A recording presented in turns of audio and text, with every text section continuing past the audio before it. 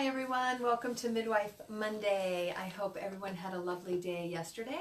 We welcomed 2 babies into the world, which was really super awesome.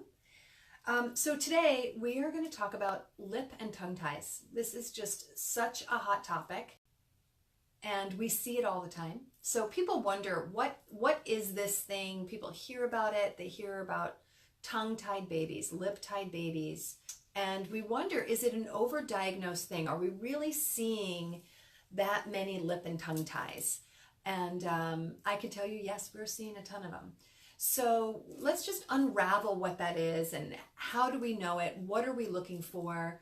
How can you, as the breastfeeding person, how can you identify it? How can you suspect it? And why do they happen?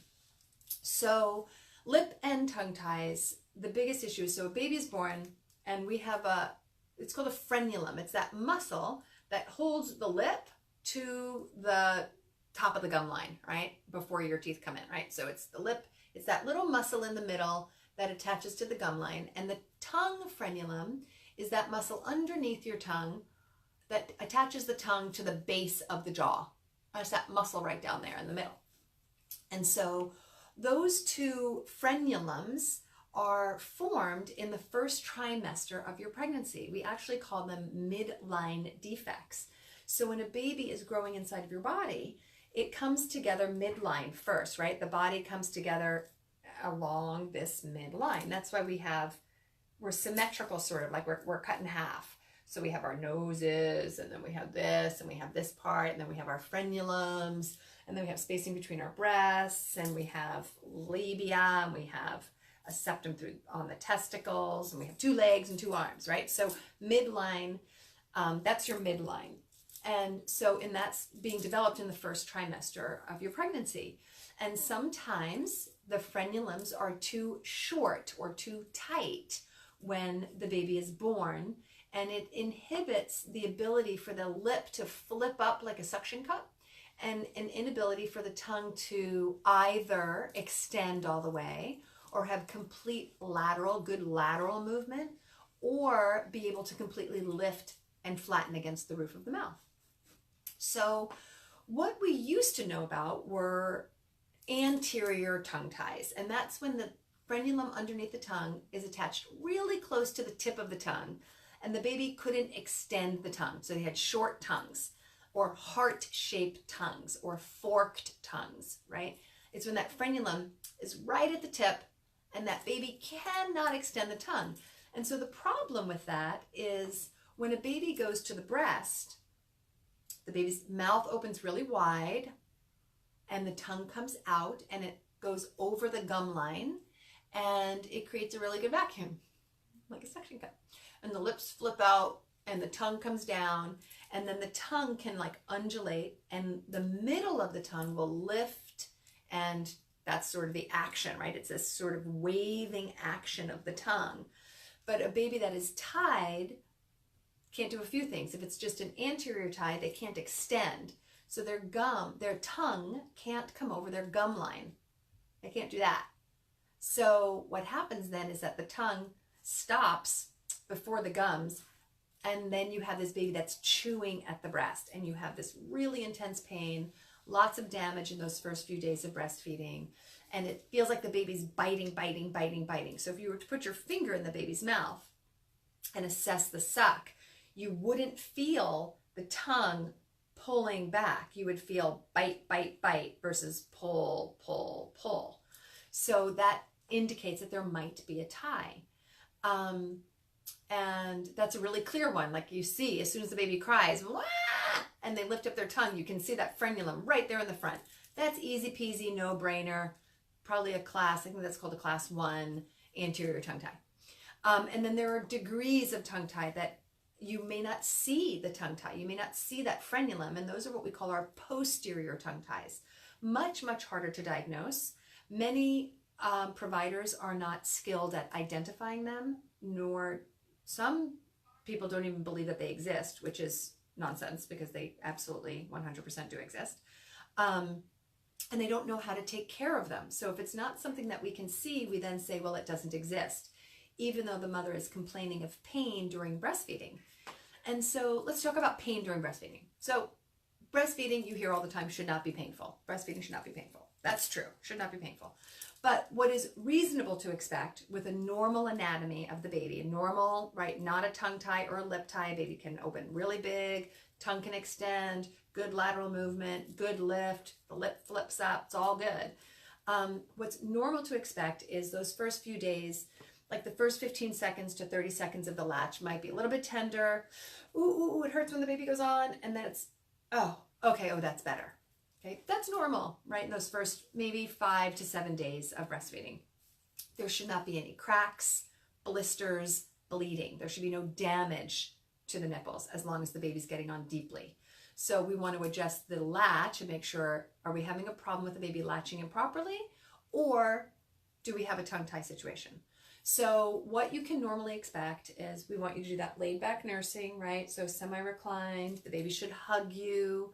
So no more, you're gonna pitch all those breastfeeding pillows. So no more of this sitting up, boppy or breast friend or some other kind of breastfeeding pillow, football hold or cross cradle, leaning forward. No more of that position stuff. So we're reclining, the baby's laying down on you in a very relaxed state where its wrists, ribs, knees, and feet are touching your body, sort of like tummy time, right? So that baby can reach up while it's up against your body and reach into a sniffing position and get on deeply. So once we assess if this baby's position is okay and the pain is persistent, we're going to assess those frenulums. And we're sharing a link below here. It's called breastfeedingusa.org, I think is the name of it. Really, really, really great website. Breastfeedingusa.org. Really good information on there. So I encourage you all to go take a look at it. There's also on Facebook, there are various groups, but there's like the California Lip and Tongue Tie group that can be a really good resource as well in helping you assess what's going on and helping you identify a provider that can release the lip and or the tongue. So so breastfeeding shouldn't be painful. Yes, it can be a little bit tender in the first week or so, but you shouldn't have any cracks, blisters, or bleeding, right? That's an indicator that something's not right. So you really want to work with an IBCLC, an International Board Certified Lactation Consultant. So I often will hear, I am an IBCLC. So I will get phone calls from people that maybe didn't have their babies with us, but had a baby in another facility, a hospital or somewhere, were discharged 24 to 48 hours, and no one told them that there was any kind of problem, but just that the baby's latch was, sometimes it hurts and you have to get used to it. And then I see these babies and they've never been assessed. Nobody's ever assessed their lip and their tongue. So what we're looking for is we lift the tongue up, right? When we do this big lift of the tongue, that frenulum shouldn't blanch. And that muscle, it shouldn't go all the way to the gum line, and it shouldn't go under the gum line, right? That's a very severe lip tie. And if there's a lip tie, there is most likely, and I do believe whenever we see a lip, we know that there's a tongue. So you don't have one without the other. You could have a tongue tie without a lip tie, but not the vice versa. So the first thing we want to do is assess, does that baby's tongue lift well? When we put our finger in the baby's mouth, like that, does the tongue come out? Or are we feeling, right? We don't want to feel that baby's gum biting you. We want to feel that tongue coming down. And if we don't feel that with an assessment, we're going to then lift up the tongue and see if this tongue has full lateral and lifting motion. And if it doesn't, we're going to refer out. As IBCLCs, we don't do the release of the frenulums. We send to a variety of providers throughout the LA, Orange County, San Diego County area. And different people will do it, but you need a specialist. You need someone who is trained in releasing lip and tongue ties. Most pediatricians, I don't know any local pediatricians that do it. There is one pediatrician down in Torrance at Lighthouse Pediatrics that we refer to, Dr. Elias. She's lovely and does a wonderful job. There's an ENT out in Thousand Oaks. So you might find it's either going to be a pediatric dentist, it's going to be a pediatrician, it's going to be a pediatric ENT. Those are the people that tend to do it, but they have to specialize in it. So if someone tells you that your baby does not have a lip or tongue tie and they are not specialists, get a second opinion, because often it is there and it will compromise your milk supply. It'll make breastfeeding very painful. we'll have a baby that gains weight very slowly. And then we will ultimately have a very short-lived breastfeeding experience because it's really hard to tolerate cracks and blisters and bleeding and continue to put the baby to the breast. It's very painful. It's really disproportionate, the pain versus what it looks like. I mean, your nipple isn't that big. How bad could it possibly hurt, right? Oh, there's a little crack on it. How could that hurt so bad? Oh my gosh, the pain is through the roof. I had babies with ties, and I can tell you, I had cracked and blistered and bleeding nipples, and I breastfed my babies anyway. And I had recurrent bouts of mastitis throughout both of my breastfeeding experiences. When I was having my children, we weren't releasing lip and tongue ties. We really didn't know a whole lot about them. We never even heard about a lip tie before. And so my kids were never assessed, nor were they ever released. And I went on to have successful breastfeeding experiences. You know, I breastfed for quite a long time, and I never had a compromise in my milk supply. But for the first 2 weeks, I was damaged and it was really painful. And then I had recurrent bouts of mastitis. Like, I don't know, with my second kid, I probably had mastitis like 8 to 10 times throughout my breastfeeding career. And I breastfed for a really long time, but nonetheless, I mean, I still kept getting mastitis. And mastitis is like the worst flu you've ever felt. And it's terrible. And it often has to do with the fact that the baby isn't what we call transferring the milk well. So when the baby gets on, if they can't empty the breast well, then you get plug ducts, and then that progresses to mastitis. And now we have a really sick mama and who doesn't really want to breastfeed. So either you're going to push through it or you're going to get it released. So we recommend, if you're having any discomfort, any damage to your nipples in the first week of life, of this baby's life, you must go see a specialist. And you really, really, really want it assessed. And no, we are not over-diagnosing it. So why do we see it so much now? Why didn't we really address it 20 years ago, 25 years ago, 5 years ago? So this is the theory. One is that back in the day, before we had bottles or formula and we just were breastfeeding, those babies didn't thrive. So most likely those babies died or were fed in some other means, but they were generally failure to thrive, because when a baby can't transfer the milk from the breast, they don't gain well. And unless you can feed this baby in another way, we're going to have a baby that does not grow. So those babies perhaps died, and so that gene wasn't passed on to the next generation. There's something about folic acid, and so there's an understanding that those of us that carry the MTHFR gene deletion, it's this inability to absorb folic acid. Folic acid helps with those neural tube defects. That's why it's so important that pregnant women take a prenatal vitamin, because it has 800 micrograms of folic acid. But what we're learning is that many of us, 25% of the population, cannot absorb folic acid. So we're seeing more of these midline defects because our nutrition is subpar. Our soil doesn't have a lot of folate in it. Our supplements aren't methylated folate in that prenatal vitamin. So your prenatal, when you're looking at it, if it says folic acid, that's not really what you want. You want methylfolate. Because we don't know if you have that MTHFR gene deletion, right? 25% of us do. So let's just assume you have it. And let's just get a methylfolate into your body in that first trimester, or pre-pregnancy into that first trimester, so we know that you're getting adequate amounts of folic acid. So an insufficient amount of folic acid can cause more of those midline defects. So it can be that it's genetic. We know that it's genetic. We know that it's passed on from the mom and or the dad. Or the genetic parents, the genetic people. I'm trying to say that the right way. So it's passed on through genes from either side. So there's the genetic predisposition, there's nutrition, and those are the big issues, right? So we are seeing it. We're seeing it all the time. We're seeing moms that said, oh, well, I never breastfed you. I just never made milk. Oh, it was so painful for me. I couldn't continue to breastfeed. Oh, I was too damaged, so I never continued. You weren't gaining weight. I never made the milk. Those are indicators that there was probably some anatomy issue going on.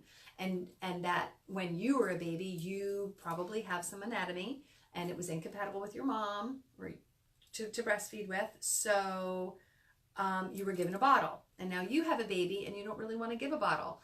And so we need to assess that lip and tongue. Okay, so it's really, really important that your baby is assessed. If you're having problems in the first week of breastfeeding, don't blow it off as, oh, I have to toughen my nipples. Oh, my mother wasn't able to breastfeed. Oh, my sisters weren't able to breastfeed. Oh, it runs in my family that we don't make milk. Don't accept that.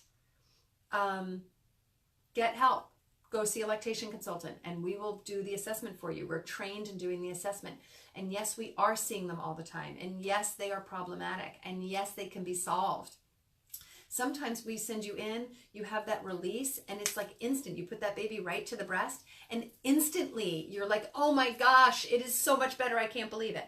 It is not always instant for some. Some that baby has to relearn how to suck. And we are going to work with you. And there's a wound. Yes, there is a wound. And that wound has to heal. And the baby will cry when it has that procedure done. More because the baby's mouth is being stabilized and the tongue is being lifted is more what the crying is about than pain, because they're given some numbing medicine. And some specialists that do the release will do it with a laser or they'll do it with a blade. And both are very, very good ways to do it. Each provider has their own reason for doing a laser or a blade. Dr. Elias down in Torrance, she uses a blade and it's wonderful. And the guy out in Thousand Oaks uses a laser and it's wonderful. So I just defer to those providers and whichever they feel is best in their practice. I'm sure that they know what they're talking about. And we're getting great results from either a laser or a blade. So it really is important. It is something that you really do need to address. There's lots of resources out there, but don't just accept the fact that, oh, mama, breastfeeding hurts. Because it shouldn't. You should not have continuous pain throughout your breastfeeding experience. You should not have damage. And we do need to feed the baby. So if you're struggling, sometimes that's where a nipple shield comes in. Like we just had a baby. That tongue was so tight. I immediately saw it as soon as the baby was born. The mother identified it as well. The baby was born about 7:30 in the morning. I was on the phone as soon as the doctor's office opened at 9 a.m. I wanted that baby seen immediately. I wanted that baby seen within 4 or 5 hours of the birth because it was a Friday. And I knew if that baby's tongue wasn't released, she was going to have a lot of pain and damage through the weekend. And indeed, that is what happened. We could not get her in. The provider was not available to see her on that Friday. She was willing to leave the birth center and drive and go see that provider, but they were unable to see her that day, so they couldn't see her until Monday. When I did a visit with her on Saturday, it was 24 hours later, I did a visit on her and she had damage and she needed a shield. She needed something to put on so she can continue to feed her baby at the breast, and that was totally appropriate. So before you decide to use a nipple shield on your own, you do need to be assessed by a lactation consultant. Make sure it's an appropriate use of the shield. Make sure we have a plan of action to get you off the shield. Let's get that lip and tongue assessed so we can get you off that shield. So she did have the release and she's off the shield, right? She had the release on a Monday. I saw her, I think, Wednesday, and she was off the shield and the baby's nursing and they're resolving those issues. So it's really something that can be done quickly. It can be done, it's super efficient, and it's pretty much fairly easy to do. And it's better to do it earlier than later. Our wonderful midwife, Sarah, who worked here for a while, I'm sure she won't mind me sharing this. At 18 months old, she had the kids' lips and tongues released. And that's rough, man. It's rough doing it at that age. They're very cognizant, obviously, of what's going on. They do not want anyone restraining their mouths. And they don't want you sticking your finger in there, helping do those exercises for the first few weeks after it's done. So I implore you, if there's a problem, be seen by a specialist. Get the release done as soon as possible. Let's not get into problems with mastitis and slow to gain. Now we're introducing formula and now we don't have a breastfeeding baby. Those things can be avoided. So it's a big topic here at the birth center. We assess here at our birth center. We assess the lip and the tongue at birth. We assess it at your home visit, at your 24 to 36 hour home visit. We assess it at your 1 week. And sometimes we don't always release it. If the mom is doing okay and the baby's doing okay and there doesn't seem to be a problem, even though it's visible but no one is complaining, then we don't necessarily release it. We're always going to see what's best for mom and baby. So if you have it, it doesn't mean it's an automatic release, but we want you to be aware of it. And we want you to know that we hear you. We hear you out there when you say, it hurts when I'm breastfeeding, but everyone says the latch is fine. It must be me and I must just be sensitive. We hear you and we want you seen, and we want to help you solve that problem, because breastfeeding should be a positive experience for you. So that's my 2 cents on that lip and tongue tie. There are so many resources out there. Feel free to give us a call at the office. You can email us. You can comment below. Did your baby have a tie? Did you have it released? Did you muscle through it? What did you do that was helpful if your baby had a lip and tongue tie? Were you told your baby didn't have a lip and tongue tie, and then to find out 3 years later they actually did? I mean, please chime in and let's have some conversation, and let's support one another in this breastfeeding experience, because it's challenging. And we want you guys to have the best experiences possible. So we would love to hear your comments. We'd love to hear about how you addressed it and who your go-to provider was by having it released. Was it a positive experience? So we'd like to hear your comments. And follow us on Instagram. And have a great day, and we'll see you next week.